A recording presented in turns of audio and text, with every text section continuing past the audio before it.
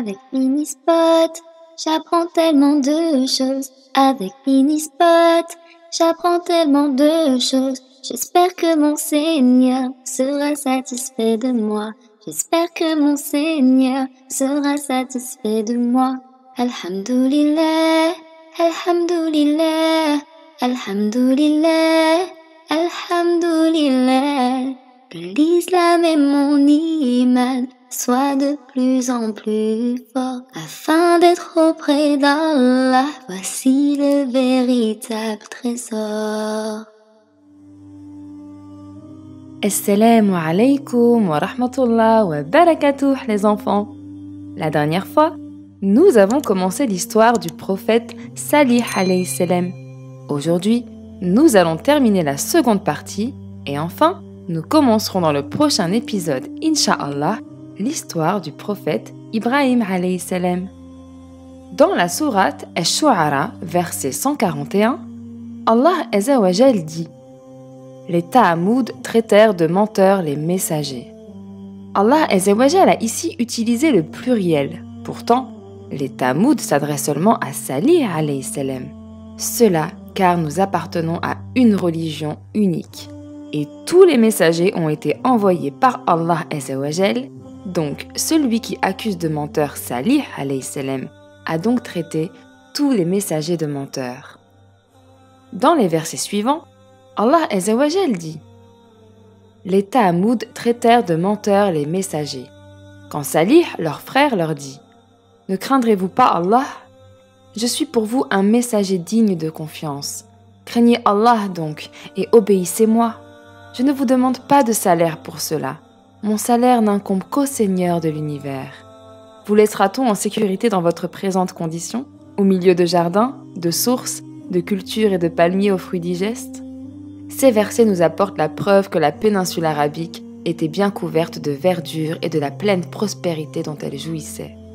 Allah Azza wa Jal dit dans la sourate Ash-Shu'ara, verset 149, « Creusez-vous habilement des maisons dans les montagnes ?»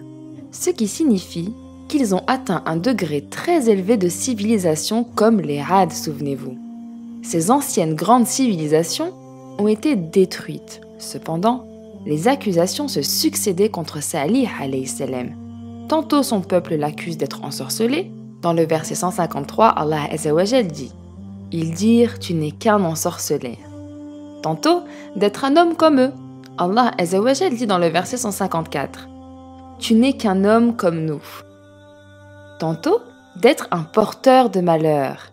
Allah Azza wa Jal dit dans le verset 47 de la sourate An-Naml: ils dirent: nous voyons en toi et en ceux qui sont avec toi des porteurs de malheur. Ou encore, dans la sourate Al-Qamar, versets 25 et 26, est-ce que le message a été envoyé à lui, à l'exception de nous tous? C'est plutôt un grand menteur plein de prétentions et d'orgueil. Et Allah subhanahu wa ta'ala a répondu donc dans le verset 26, « Demain, ils sauront qui est le grand menteur plein de prétentions et d'orgueil. » Les Ta'amoud ont dit à ceux qui ont cru à Salih alayhi salam: « Nous nions ce que vous avez cru. » Ce sont ici de graves accusations, les enfants. Il ne faut donc pas être contrarié par les accusations à notre égard.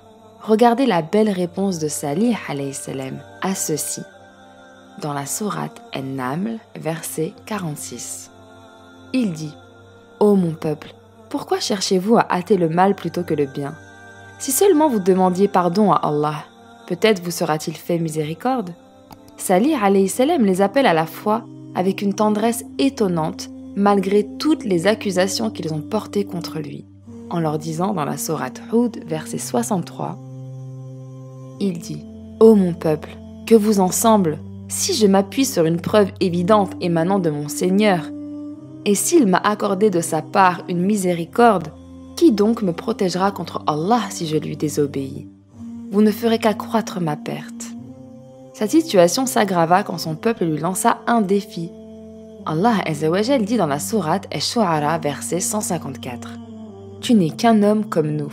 Apporte donc un prodige si tu es du nombre des véridiques. » Un prodige ici signifie un miracle, un acte extraordinaire.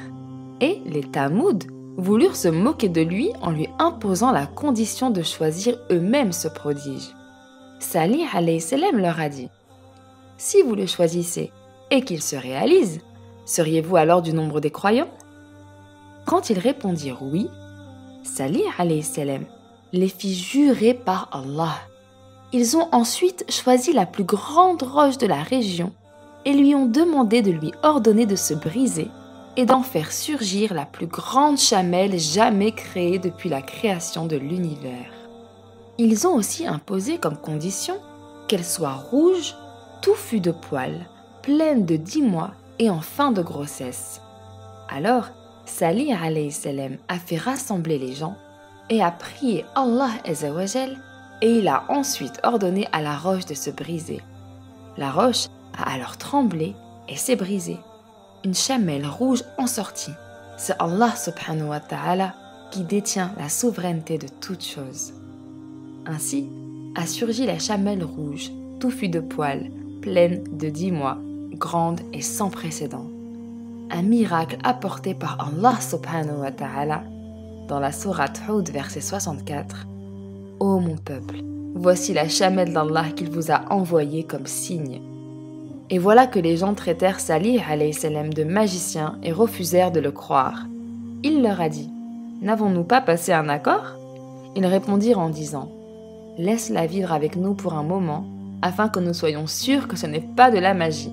Salih alayhi salam n'a accepté ceci qu'à 2 conditions. La première consiste à partager l'eau entre eux et elle, de la laisser boire un jour convenu et à eux de boire un autre jour. La deuxième condition est de ne lui infliger aucun mal. Les Tahamoud avaient un seul puits, ce qui fut donc une lourde épreuve pour eux. Le jour où boit la chamelle, il leur est interdit de s'approcher du puits ou d'y abreuver leurs bêtes qui ont peur en voyant cette grande chamelle. Celle-ci était installée près du rocher d'où elle a surgi et descendait à son jour pour boire toute l'eau du puits. Les Tahamoud la trairont ensuite et boiront son lait. Allah Azza wa Jal a voulu examiner leur patience. Il dit dans la sourate El-Qamar, versets 27 et 28, « Nous leur enverrons la chamelle comme épreuve. Surveille-les donc et sois patient. Informe-les que l'eau sera en partage entre eux et la chamelle. Chacun boira à son tour. » Toutes les épreuves d'Allah Azza wa Jal sont ainsi imposées par notre Seigneur afin de tester notre patience.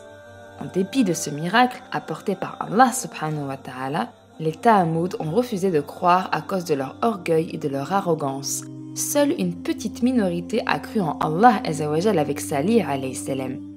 La plupart d'entre eux sont restés des mécréants et se sont mis d'accord pour égorger la chamelle qui avait mis bas un chamelon qui lui ressemblait parfaitement, ce qui constituait une autre preuve. Disait-il encore que c'est de la magie? Pourquoi criait-il donc au mensonge? Allah subhanahu wa ta'ala dit dans la sourate Al-Isra, verset 59. Nous avions apporté au Tahamoud la chamelle qui est un miracle visible, mais ils lui firent du tort. La chamelle dérangeait les Tahamoud car elle compromettait leur vie matérielle. Ils décidèrent alors de l'égorger. Allah Azza wa Jal dit dans la sourate Al-Shams, versets 11 et 12. Les Tahamoud, par leur transgression, ont crié au mensonge, lorsque le plus misérable d'entre eux se leva pour tuer la chamelle. Allah subhanahu wa ta'ala nous dit aussi dans la sourate Al-Qamar, verset 29, « Puis ils appelèrent leur camarade qui prit son épée et la tua. » Salih alayhi salam, en voyant son peuple mangeant la chair de la chamelle et buvant, leur a dit, sourate Hud, verset 65. Ils la tuèrent. Alors, il leur dit, « Jouissez de vos biens dans vos demeures pendant 3 jours encore. Voilà une promesse qui ne sera pas démentie. » Il s'en alla ensuite avec les croyants. Les mécréants, eux, se sont moqués de Salih alayhi salam. Allah Azza wa Jal dit dans la sourate Al-Araf, verset 77. Et dire, « Ô Salih, fais-nous venir ce dont tu nous menaces si tu es du nombre des envoyés. » Le châtiment a alors débuté. Le premier jour, en se réveillant, ils s'étonnèrent en voyant leur visage jaunir. Le deuxième jour, ils sont transformés en rouge ardent. Le troisième, en noir comme la partie sombre de la nuit. Ils ont cherché Salih alayhi salam qui les avait quittés. Ils ont eu peur et ont pleuré, et su que leur fin est arrivée, si bien qu'ils creusèrent eux-mêmes leur tombe. Après ces 3 jours, le supplice a commencé sous différentes formes. Le Saint-Coran en fait mention en évoquant tantôt un cri, tantôt une foudre, tantôt un tremblement de terre. Ces 3 sortes de supplices les ont effectivement saisis. Le premier est le cataclysme. La terre a tremblé et la verdure a disparu. Allah Azza wa Jal dit dans la sourate Al-Ankabut, verset 37. Mais ils le traitèrent de menteur. Le cataclysme les saisit et au matin, ils gisaient sans vie dans leur demeure. Une fois que le cataclysme les saisit, c'est la foudre qui les frappa. Allah Azza wa Jal dit, sourate Ad-Dariyat, versets 43 à 45. De même pour les Ta'amoud, quand il leur fut dit « Jouissez jusqu'à un certain temps », ils défièrent le commandement de leur Seigneur. La foudre les saisit alors qu'ils regardaient. Ils ne purent ni se mettre debout, ni être secourus. C'était une foudre qui a paralysé leurs mouvements. Ensuite, ils ont été saisis par le cri. Allah Azza wa Jal dit sourate Hud, verset 67. Et le cri saisit les injustes. Ou encore dans la sourate Al-Qamar, verset 31, Allah Azza wa Jal dit « Nous lâchâmes sur eux un seul cri, et voilà qu'ils furent réduits à l'état de paille des tables. » Allah Azza wa Jal dit aussi dans la sourate Ash-Shams, versets 11 à 15, « Les Ta'amoud, par leur transgression, ont crié au mensonge, lorsque le plus misérable d'entre eux se leva pour tuer la chamelle. Le messager d'Allah leur avait dit, « La chamelle d'Allah, laissez-la boire. » Mais ils le traitèrent de menteur et la tuèrent. Leur Seigneur les a détruits donc pour leurs péchés et étendit son châtiment sur tous. Et Allah n'a aucune crainte des conséquences. Après qu'il ait été secouru, lui et les croyants, et en quittant les demeures des Ta'amoud, Salih alayhi salam s'est adressé à son peuple, exterminé, en disant sourate Al-Araf, verset 79. Alors il se détourna d'eux et dit « Ô mon peuple, je vous avais communiqué le message de mon Seigneur, et vous avez conseillé sincèrement. Mais vous n'aimez pas les conseillers sincères. » C'est la fin de l'histoire du prophète Salih alayhi salam. La prochaine fois, Inch'Allah, nous commencerons l'histoire d'Ibrahim alayhi salam. En attendant, prenez soin de vous les enfants et de vos parents. Et à très prochainement, Inch'Allah.